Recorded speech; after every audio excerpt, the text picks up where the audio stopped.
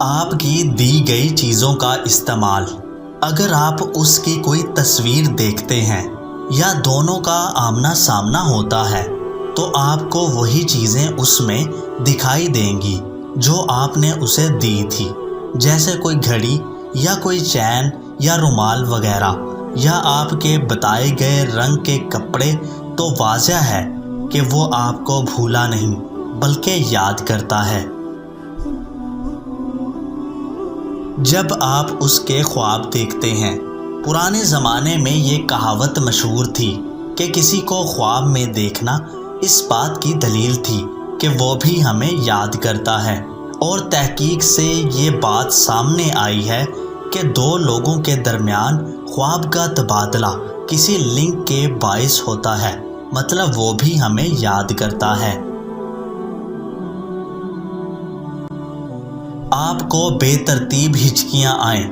زمانہ قدیم سے ہچکیاں روایتی طور پر کسی دوسرے شخص کے خیالات سے وابستہ رہی ہیں، لیکن یہ واضح نہیں ہو سکا کہ یہ خیالات مثبت ہیں یا منفی، مطلب کوئی ہمارے متعلق اچھا سوچ رہا ہے یا برا۔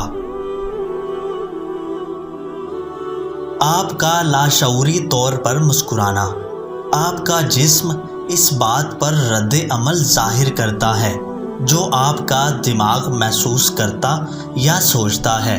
ایسا اس وقت ہوتا ہے جب آپ اسے مکمل سطح یا لاشعوری سطح پر محسوس کریں، یا باہر سے کوئی مثبت وائبس آپ کے بارے میں سوچے اور پھر نادانستہ طور پر آپ کے ساتھ لاشعوری نفسیاتی سطح سے جڑ جائے، جیسے آپ کا اچانک مسکرا دینا۔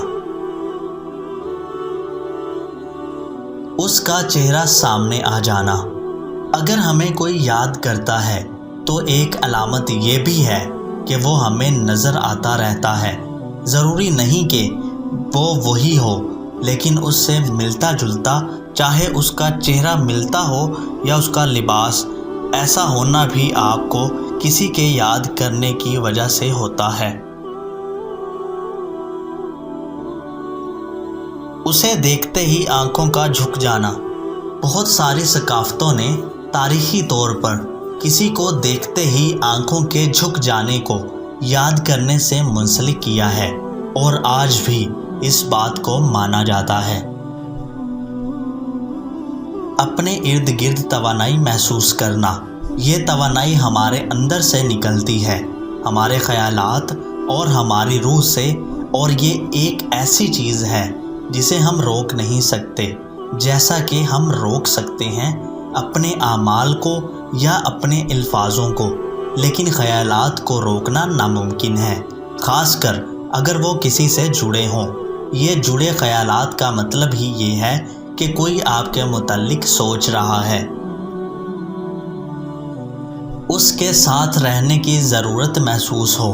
ایسا زیادہ تر تب ہوتا ہے جب آپ پریشانی میں، مصیبت میں ہوں، اپنے آپ کو اکیلا محسوس کریں، آپ کو لگے گا کہ کوئی آپ کا نہیں۔ ان حالات میں، اور خاص کر اسی وقت، آپ کو اچانک اس کی کمی محسوس ہو، آپ کو ضرورت ہو کہ وہ آپ کے ساتھ ہو، تو واضح ہے کہ آپ اس سے کنیکشن میں ہیں اور دونوں کے بیچ یادوں کا رابطہ ہے۔ جب آپ جذباتی ہو جائیں، تعلقات اور جوڑ میں جذبات بڑے اہم ہوتے ہیں۔ یہ جذبات ہی ہوتے ہیں جو ہمیں کسی کے ساتھ جوڑے رکھتے ہیں۔ یاد رہے، یہ بات حقیقت ہے کہ یاد کنیکشن کا نام ہے، اور کنیکشن کا مطلب ہی یہ ہے کہ دوسرے ایک دوسرے سے رابطے میں ہیں، لہٰذا آپ کے جذبات کسی کی یادوں کا شاخسانہ ہیں۔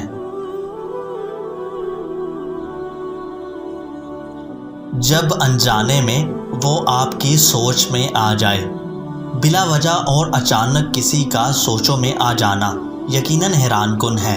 ایک عرصہ تک اس پر تحقیقات کی گئی اور دیکھا گیا کہ دماغ کی لہریں کس طرح کام کرتی ہیں اور کون ہے جو ان لہروں پر سوار ہو کر آ جاتا ہے۔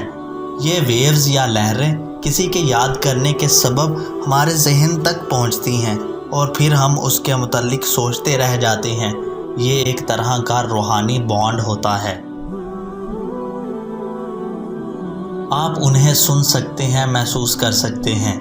ویوز کا یہ تبادلہ رکتا نہیں ہے اور آپ کو ان جیسی آوازیں سنائی دیتی ہیں یا آپ کو محسوس ہوتا ہے کہ وہ آپ کے آس پاس ہے۔ ایسا لاشعوری طور پر ہوتا ہے۔ ممکن ہے اس وقت آپ کے جسم کے بال کھڑے ہو جائیں۔